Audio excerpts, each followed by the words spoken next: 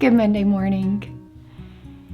Philly has been on a John Eldredge kick lately, reading a lot of John Eldredge, and he's reading a book, which honestly is one of my favorite books of all time, called Walking with God. And John just kind of takes you, it's like his journals, and he takes you on this journey of walking with the Lord and how intimate it is, and how he asks God about everything and what it looks like when he doesn't ask God. And he just really opens your eyes to realize in this very vulnerable way that God really does desire for us to pray about everything. Paul finished up the armor with prayer. So in Ephesians chapter 6, verse 18, he says, as you pray at all times. First of all, he says, as you pray. In the Gospel of Matthew, in Jesus' Sermon on the Mount, he says, when you pray. So it's taking into account that as a follower of Christ, that's part of your life. Prayer, like everything about relationship with Jesus, is a privilege.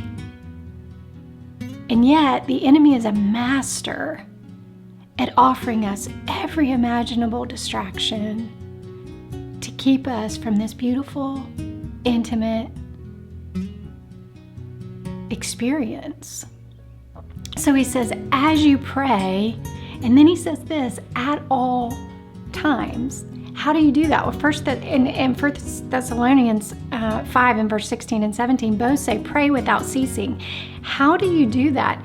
You do it by everything just becoming a life of prayer.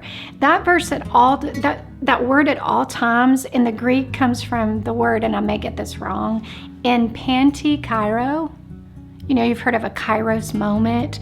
In means at, panti means each and every, and kairo means every time or season. So that means pray at every time and at each and every time and season, even down to the smallest detail of your life.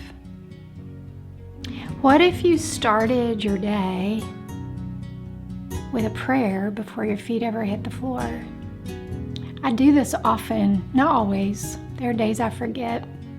But for the most part, I wake up and say, Lord, please do not let me miss what you want me to do today.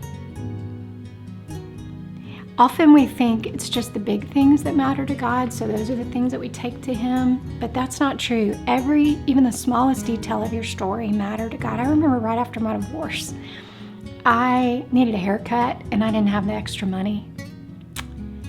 And I told the Lord, I said, Lord, I really need a haircut. And I had to go over to my brother and sister-in-law's that day, and I sat down at the table, and she so nonchalantly, like she had no idea God was about to show off in my story, she tosses this little card on the table and she says, oh, by the way, here's a free haircut. It was in our bags from this fashion show thing she and I had gone to, and we weren't even fashion show people. And it was in the bag, and she had mine. And I didn't even know I had a certificate for a free haircut at a really nice salon in Franklin. I remember sitting in the chair that day while she was cutting my hair thinking, Jesus, this is the best haircut I've ever gotten. I don't care if she'd have given me a mullet. I think I would have loved that haircut because it was an answer to a detailed prayer. Friends, you're only a whisper away from a prayer.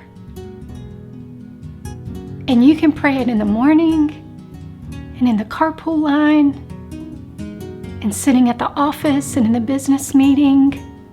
You can pray it at the lunch table across from a friend. You can pray it when you're tucking the kids in bed, when you're making their dinner. You can be praying at all times. As you pray at all times. Meaning about every detail. In every moment and every season of your life. Prayer has been known to start nations, transform countries, and set people free. Don't miss this most powerful weapon. Begin tomorrow morning when you wake up. Before your feet hit the floor, start with a prayer on your lips. If your heart was encouraged today, please know that we have many other resources available for you. You can discover all of those at reclaiminghearts.org.